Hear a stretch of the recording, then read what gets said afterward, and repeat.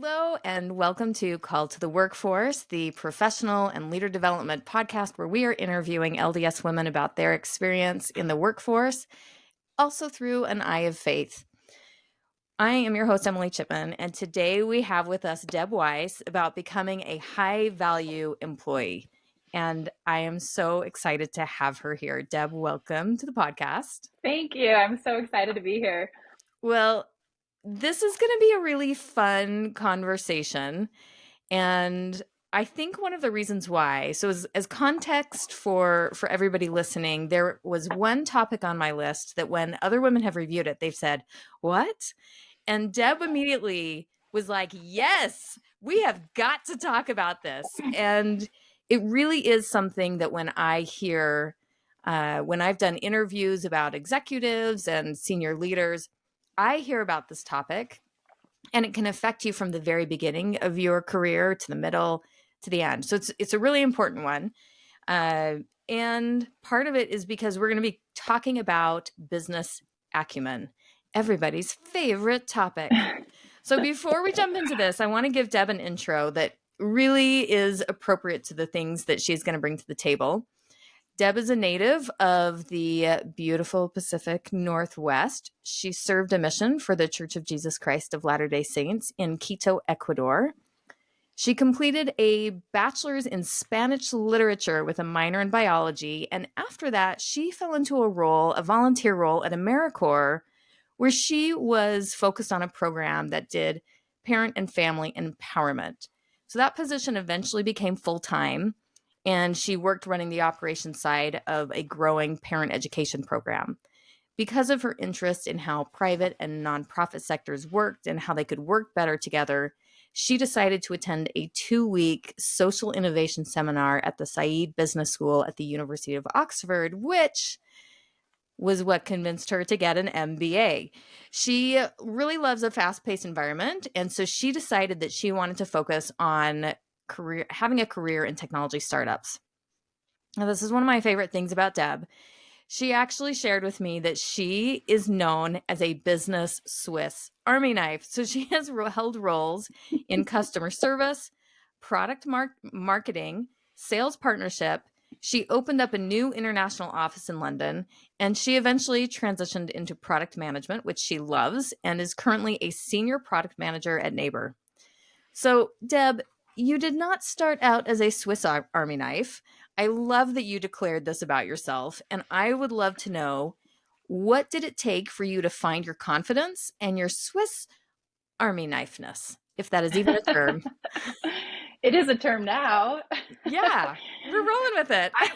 Where's your Swiss Army niceness?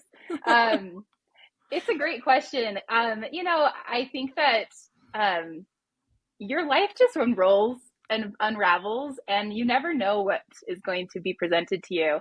After school, when I went to that nonprofit, I actually had no clue what nonprofits really were.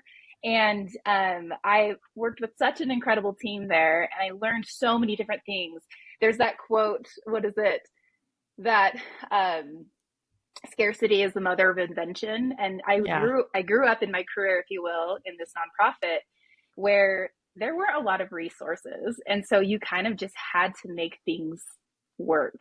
And so that experience, I think, helped me become a Swiss Army knife. And then when I decided eventually to get my MBA.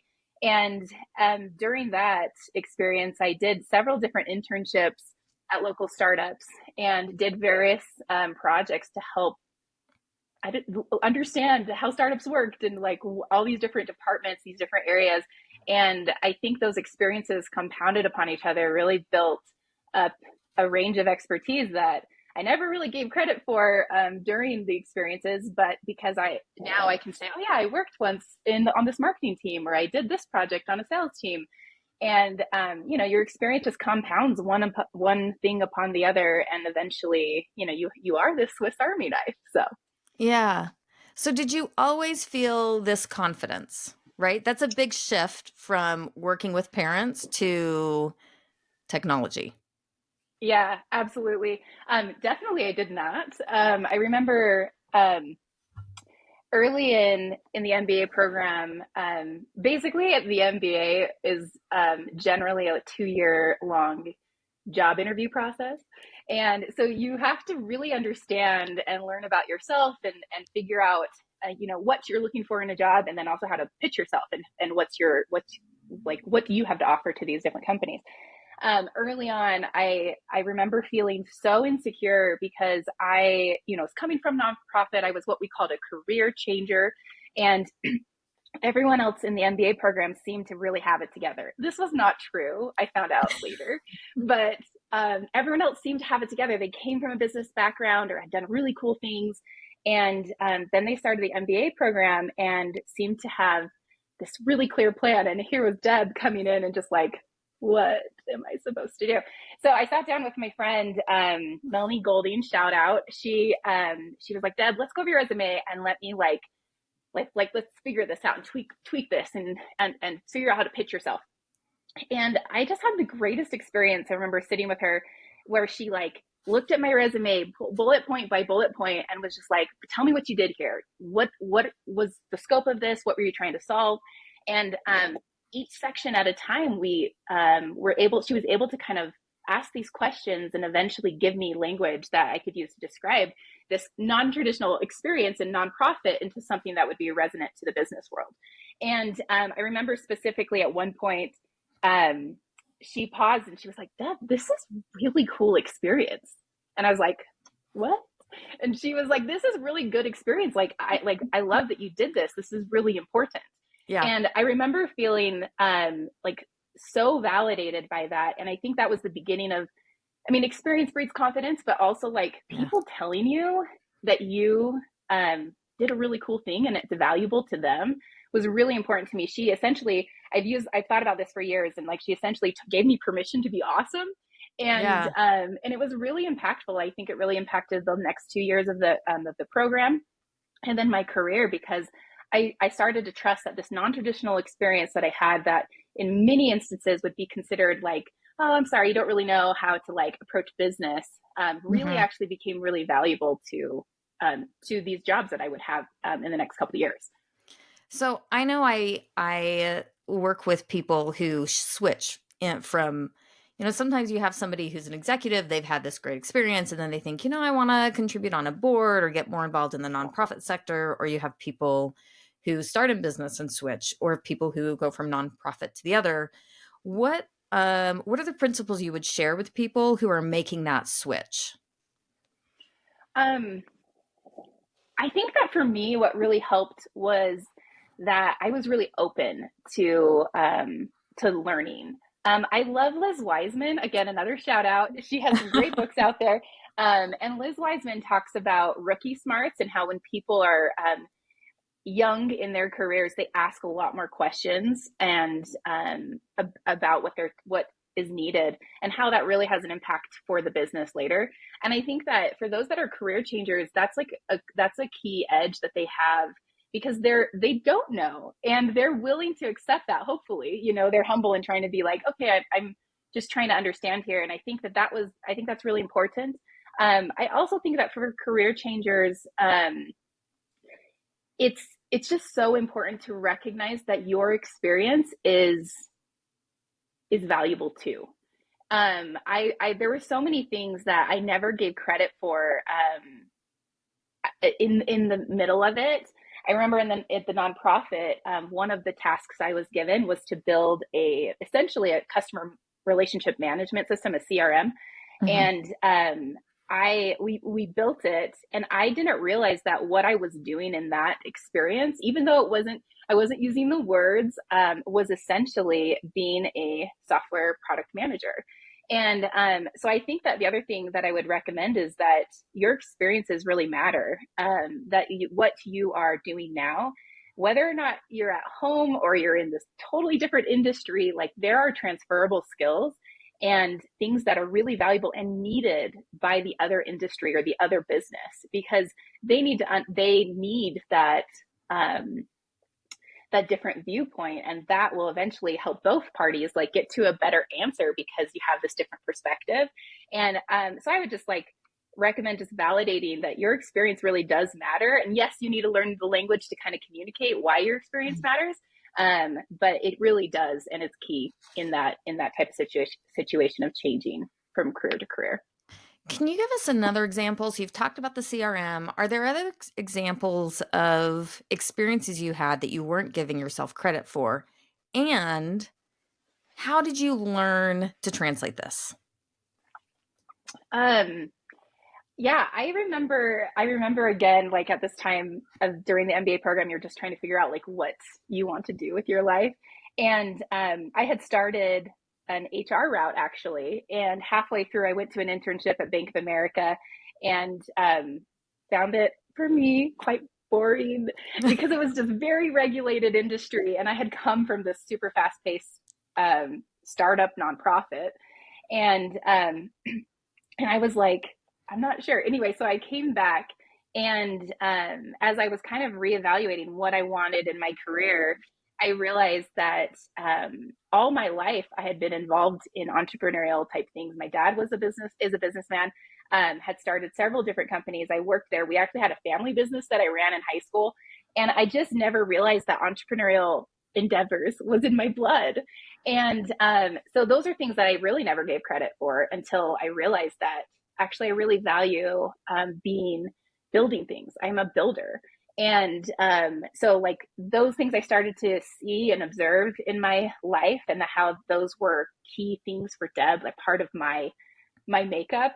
And once I started to recognize those kinds of things, I started to real and align my choices with the value that I place there. That I'm a builder, and I like to solve problems, and I like to bring people together. So I think that's another experience of something that I never really gave myself credit for, but that is part of like who I am. Part of what I hear coming out of this is that you can leverage those experiences to help you professionally. So, given your diverse background of experience, you've worked in a lot of different roles. I think sometimes people think, "Oh, that is not good." But I want to know from your perspective, how has it helped you to have this really diverse range of experience? Yeah. This is a really important question, I think, for everybody in the job market today. We live in an information world here in the US and broadly. And so being able to understand information and process information is where, the career paths will lie, you know? And so a diverse background, I think, like I mentioned earlier, like, how does it help me? Well, it's given me a lot of confidence. Like, I really do feel that I can go into a new industry and understand it, figure out how to understand it, figure out like the dynamics of that industry, and really learn how to make good decisions in that new space. Um, I think that I think just the varied experience gives you a lot of humility that you don't have all the answers. I think that that's really important. That I have worked in some businesses where they know their niche super well, and they have decided that like they're experts on this specific area, but without understanding how other companies or other individuals approach a problem, they get stuck, and it impacts their business outcomes.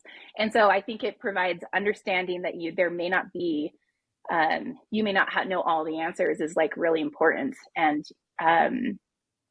yeah, I think the last thing I would say is um,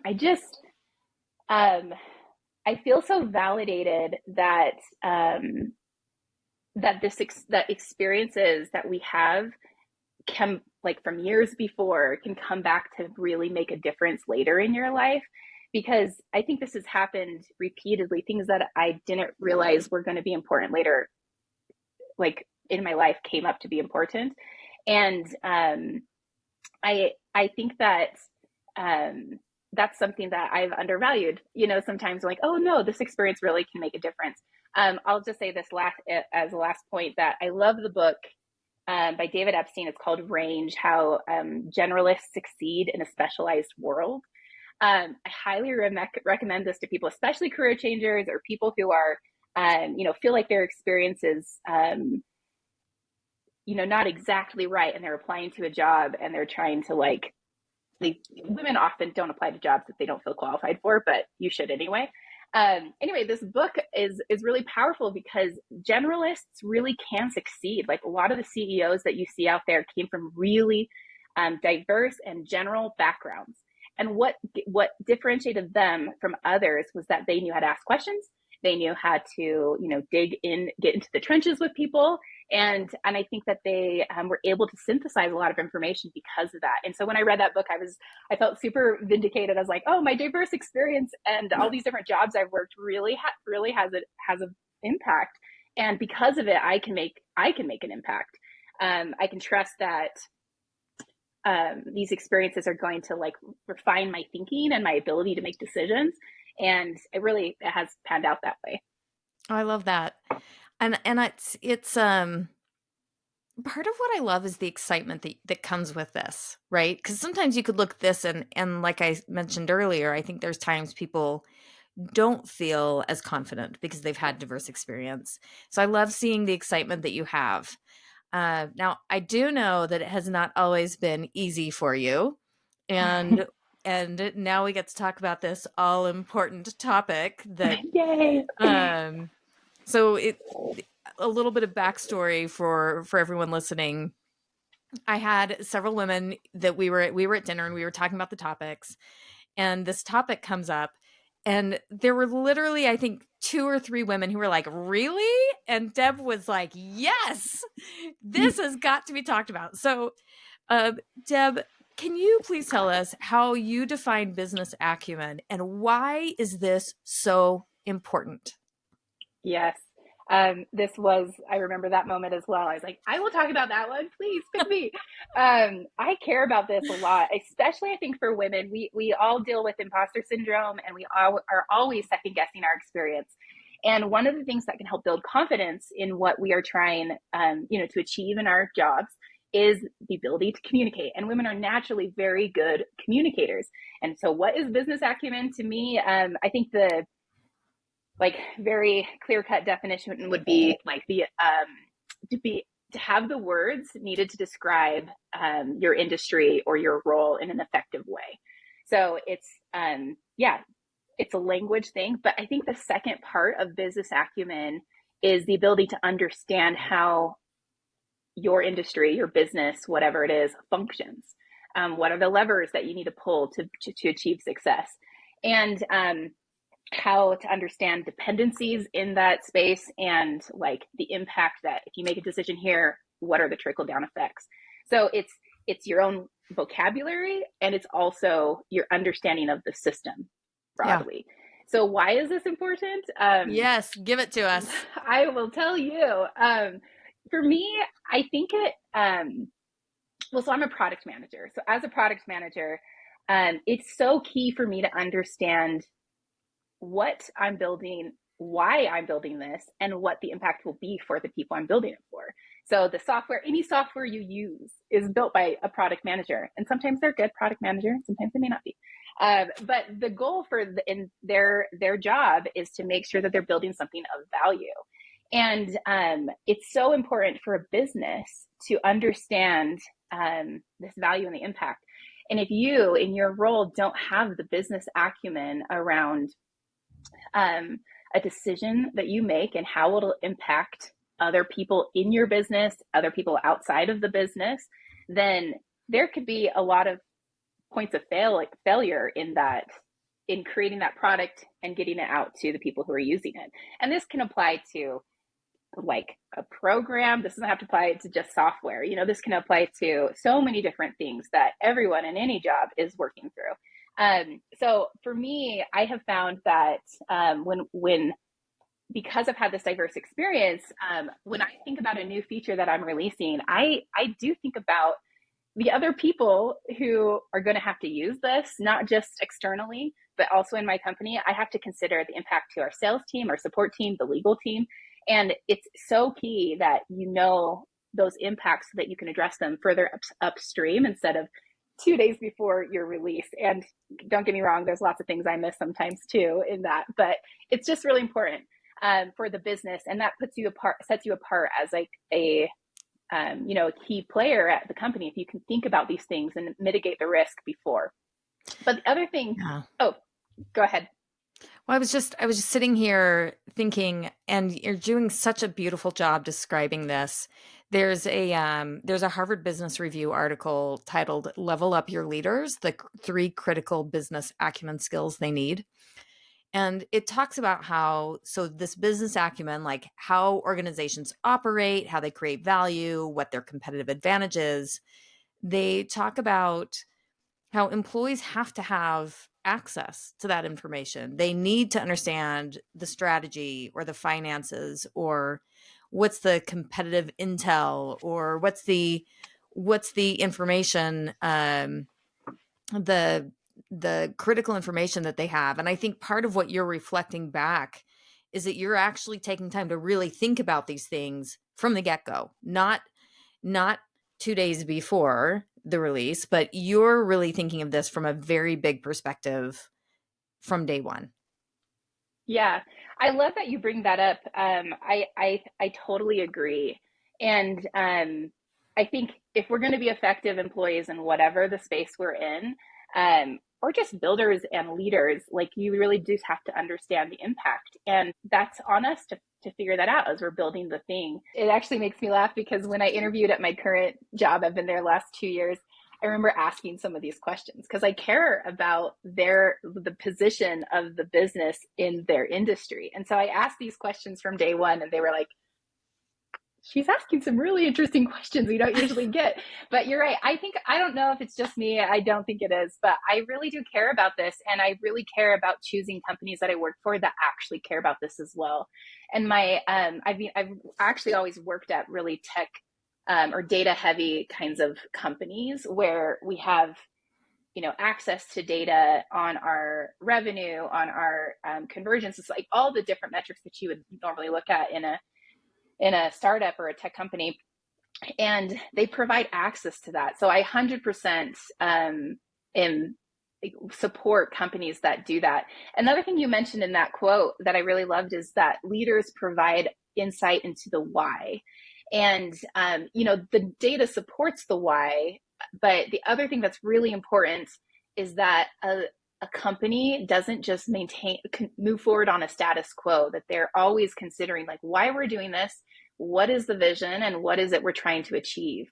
And I've been really impressed with my current leadership team who, we move really quickly. We're pivoting back and forth almost monthly, it feels, but in a really positive way because we get new information. We do something about that information, and they do as best they can. It's hard to trickle down that information to your entire company, but do a really good job of trying to communicate that and then give people tools to be able to work within that new frame of reference. So, Deb, as you're talking about this, I'm thinking about Deb today versus Deb 2 decades ago. And your understanding of this has really changed. What principles would you share with people about how to learn or develop this business acumen? Yeah. Um, I'm very different than what I was 2 decades ago. But I think that one of the key things is don't be afraid to ask questions. Um, don't be afraid to be a learner. Like, go buy the book, go get, watch a video that explains system architecture. I did that a couple months ago. And, just like different things that you can do to really understand the language of your job, whatever it may be. I think that that's like the number one thing is knowing how you learn and then go learn the thing. The other thing is, I went and got an MBA, which actually helped teach me some of the business acumen broadly. But what you don't realize, I think a lot of people don't realize, is that every business has their own jargon.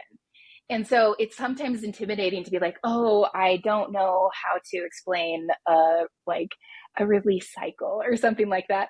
And the truth is that every business does that with unique language and unique process. And so I think it's just real, like, take a breath, realize that you can go to this new company and they're going to teach you how they communicate about certain things. And there could be, some miscommunication initially, but just know that like it's going to be different. So don't feel stupid when you don't understand what they're saying. This happens to me recent, like when I started this new job, because they had their very own lingo.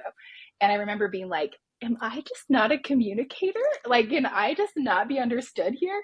And I realized, I was like, oh, they're using this word, I'm using this word. It's essentially the same word, and we can, like, figure it out from there. And I shifted some of my language, to resonate with them. So I think that's really important.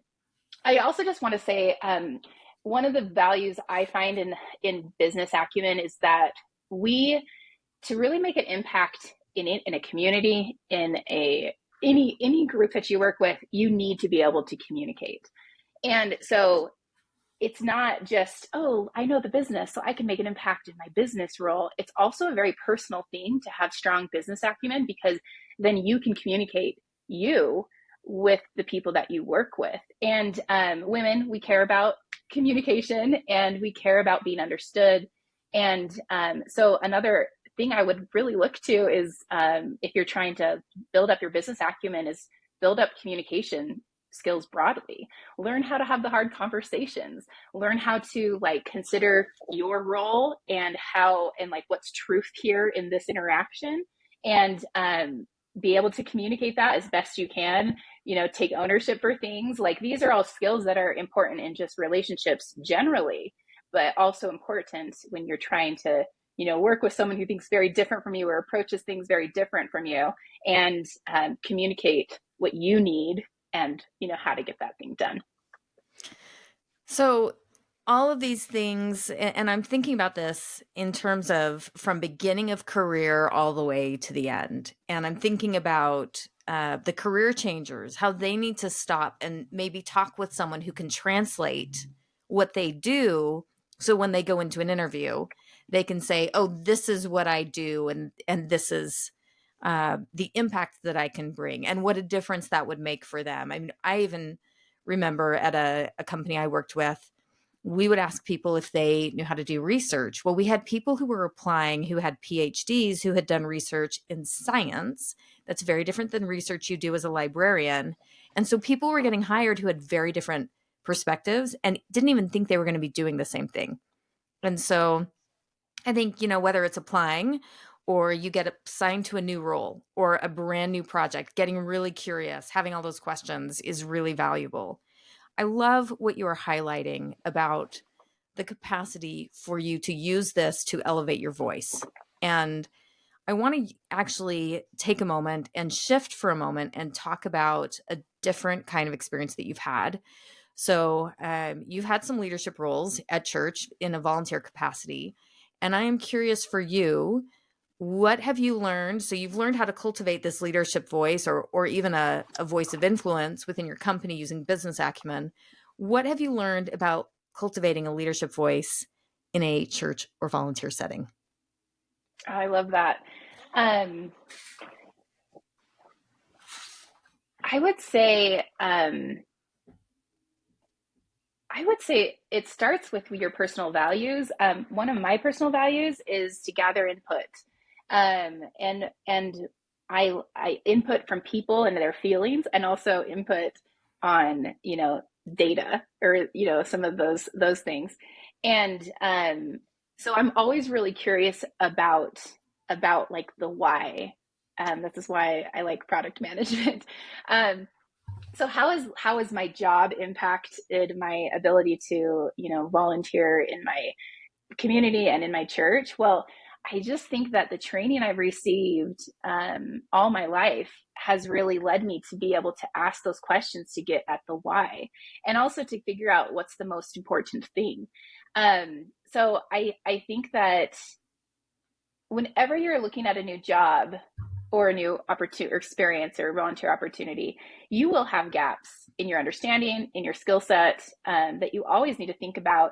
And but I just don't think that those gaps are going to be unique to a business world and unique to like a volunteer space. Gaps are mine, and they were manifested in both locations. And so I really think that the leadership experiences I've had in my job, the the way I solve problems there is really valuable to how I approach problems and leadership as in my church service. So I'm really grateful for like my life being what it is, that has like given me these experiences that have helped to refine how I go about bringing people together and gathering input and then making a collective and good, informed and wise decision. Yeah. So for women who haven't had your experience, what advice or perspective can you share about cultivating a leadership voice at church or in a Um, volunteer community setting? yeah, it's a great question. I What advice would I give to women? Sorry, I'm going to pause a little bit. I think that I think it goes to all the things we've already been saying. Like in a volunteer position, your experience and the expertise that you have really do make a difference. And so I think that you shouldn't dismiss that, and let imposter syndrome kind of take over and say, oh my gosh, I'm not qualified for this. You are qualified, because if you ask questions and you're trying to understand and gather input, you will make the right choices in whatever position that you are. Um, I know that there's an interesting dynamic in terms of like authority and hierarchy and stuff that is tricky to navigate sometimes. But what I feel in my experiences in leadership roles in the church, specifically in my church congregation, is that I think that I have been divinely guided in my life to do these experiences, to have the career I've had, to travel where I've traveled and meet the people I've met that are really critical to my voice. And so when I think about women who may feel like, oh, I don't know if I can do this, or I'm not very like confident in this, and how do I like speak up to this person who's this authority figure when I just don't know? I I think that I I think that what I would do is that, I mean, I believe in my the in a divine, a higher power that like is calling me to serve in these capacities. And so because they have my back, the things and the decisions that I need to make are going to be supported. And so I think that there's like, while you may feel not very confident, you will be qualified, because your gaps or your weaknesses or your inexperience will be used in really important ways. And I've seen that in my experience and in other experience. And so I think that there's a lot of humility and trust to say that like my experience matters and it will matter here. Yeah. You haven't said this explicitly. It's just something that's standing out to me as we're talking. First of all, I think there's so many times that someone goes into a meeting at work and they're like, I'm really intimidated. I don't know if I should speak up because this person's here. So anytime you have things along those lines, there's those dynamics. But what I love that you're talking about is the confidence of speaking up, even when you don't feel perfect. And also this idea that you don't actually have to be perfect. And Mm-hmm. with that, I think one of the questions I would have for you is, from your perspective, what is a good leader? Um, yeah, I love that question, and it's kind of the eternal question. What is a good leader? I remember having a job where I was really um, didn't love how my CEO interacted with people, and not my current job, just to be clear. And but I just remember feeling like he was so disconnected with what I was doing, and I just didn't really feel a lot of trust, because like he had very little clue into my day to day. And I get that they need to think at this higher level and whatnot, but what I see as a good leader is somebody who is like seeking input. They seek to bring people together. They understand end-to-end impact within their organization, and someone who's willing to seek to understand other people. I love, another shout out to Liz Wiseman, another book that she wrote that I tell all my bosses about, is called Multipliers. And she talks a lot about how good managers and leaders will multiply, give their people opportunities that will multiply their experience and make this broader impact, versus the diminisher manager who kind of is micromanaging and needs it to be a certain way. And so by doing that, they diminish the people on their team. And I think this applies so much to a volunteer church experience, because we're trying to get things right, and it's really easy to want to micromanage things while we're trying to get it right, but that diminishes other people's ability to build skills and their own leadership. And so the leaders that I like to follow are leaders who are multipliers, who give me space, and I can consult with and seek advice from, and obviously get clear expectation from them, but that let me go and do. And I think that's how God works. I think that's how we should work in this world, where we're here to get experience and be sent up on our own to learn and to fail and to develop skills and to grow and improve. Yeah, there's a lot of joy that comes through that growth when you've had it. And then I love, as I'm thinking about this, I crave those opportunities to grow and to develop. And so I do love, I remember my very first manager, she was so good about saying, here's what it takes to succeed. And then if I had a moment that didn't go great, she was right there to catch me, to be able to say, okay, here's what to do next time. And she actually helped me promote really quickly. And it made that learning process a real joy.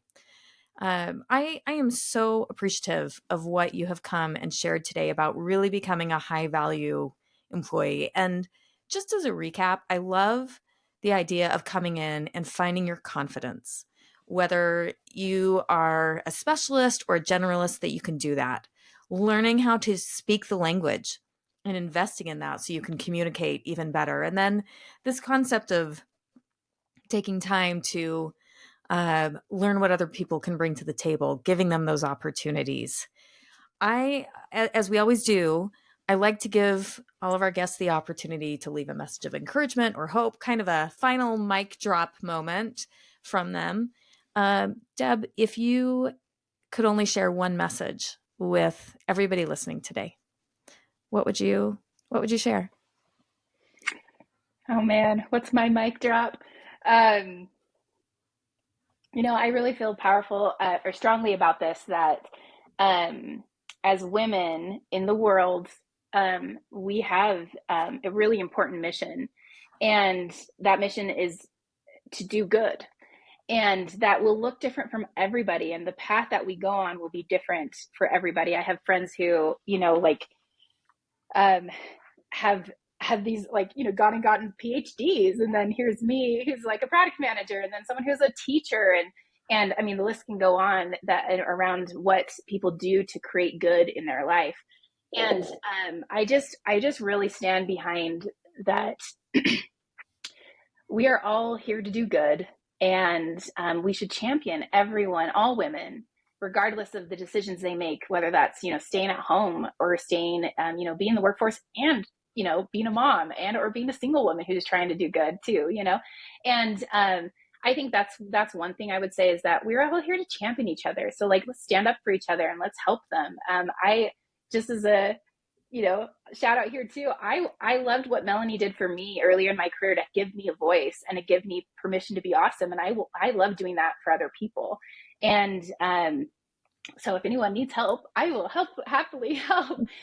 So that's one thing. And the other thing I just want to, I guess I also want to say, is that we may look at our life. I might look at my life and be like, wow, how did I get here? I never expected to have such a long career. I never expected to, have it go in so many different ways. And I think, looking back on my life, how really inspired that path has been. It is not there are some things that I would have wanted, especially in my, my faith, with family and things like that. But I believe that the path that I have been on has been really divinely guided. And I think that's true for everyone. There is no plan B or C or D here. Like, I'm just on plan A, which is God, my heavenly parents planned for me in my life to gain the experience, to have impact, to love and be good to other people. And so if you're feeling like your path is not what you expected, and there's grief there, which that's real, then I encourage you to like think about that and process that and figure out like where's the meaning in the path that is unexpected, because there are so many things that come from that unexpected path that will have really important meaning to people later, the individual, maybe groups as well. For me, it's always been like on this, micro impacts, but I just really believe in that. And whatever that journey looks like, champion in it and like support other women in that as well. Well, I don't think we could. Oh, thank you for sharing that. I so much appreciate that, and I know that there are people listening who are gonna appreciate that too. Thank you to all of our listeners for joining us today. Thank you to Deb for taking the time. Everybody who comes on here spends a pretty good amount of time preparing and thinking really thoughtfully. It's a little bit of an unusual podcast because we do actually prepare and think a lot beforehand about what is the best value that we could bring. And so thank you for taking that time, Deb, both in preparing and sharing. A quick reminder to just a quick reminder to all of our listeners how you can support us if you found this helpful. Obviously, subscribe. We're on the major platforms and on YouTube because you would certainly want to watch us smiling and laughing at each other. And then, of course, please sign up for notifications about new episodes. You can find that on our website, www.calledtotheworkforce.com. And most of all, if you have found this helpful, please share it with other women. This is really, I think, an effort from and a gift from one woman to many women, from many women to each other. And with that, take care, everyone, next time. Take care, everyone, and we will see you next time.